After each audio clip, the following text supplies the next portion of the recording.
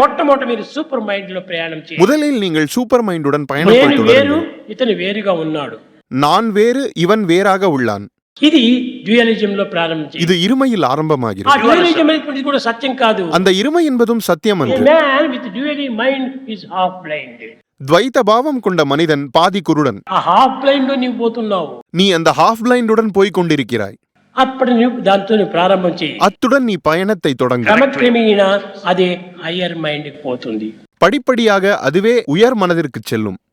ఈ hire mind కి పోయిన తర్వాత இந்த ஹையர் மைண்டுக்கு போன பிறகு నీ తత్వం నీకు రుచింపజేస్తుంది. நீ உன் தத்துவத்தை அனுபவித்துணர முடியும். ఆ రుచింపజేసిన తర్వాత ఆ రుచిని మరిగినటువంటి నీవు அந்த சுவையை ருசித்த பிறகு அதை ருசித்தவனான நீ క్రమక్రమేణా ఇల్యూమినేషన్ మైండ్ కి వస్తుంది. படிப்படியாக இல்லுமினேஷன் மைண்டுக்கு வருகிறாய். ఈ ఇల్యూమినేషన్ పూర్తి ఏకత్వాన్ని గుర్తించిన తర్వాత ఓవర్ మైండ్ లో చేరిపోతుంది. இந்த இல்லுமினேஷன் மைண்ட் ஏகத்துவத்தை உணர்ந்தறிந்த பிறகு ஓவர் மைண்டை అది அடைகிறது. ఏ నీ గమ్యము, அதுவே உன் இலக்காகும். అది ఏ నీ యొక్క సర్వము. அதுவே உனக்கு சகலமும் ஆகும். దానిని చేరడానికి నీవు చేసేటువంటి సాధనలంతా அந்த இலக்கை அடைய அனைத்து சாதனைகளையும் செய்ய வேண்டும். సాధనలు దేహంతో చేసిన సాధనలు కాదు ప్రధానము. தேகத்தால் செய்யும் இந்த சாதனைகள் ఇదంతా முக்கியம். కేవలం ఒక కసరత్తు.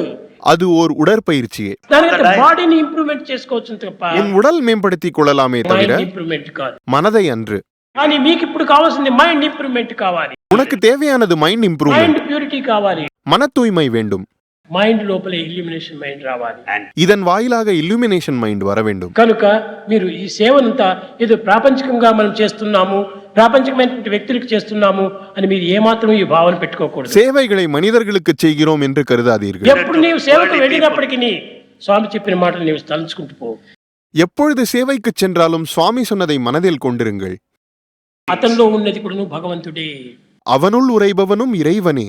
అదొక యాక్ట్ చేస్తున్నాడు. அவன் நடித்துக் கொண்டிருக்கிறான். ఆ యాక్ట్ లోపల కూడా మనం ఒక పార్ట్ గా ఉండాలి. அந்த நடிப்பிலும் நாம் ஒரு பகுதியாக இருக்க வேண்டும்.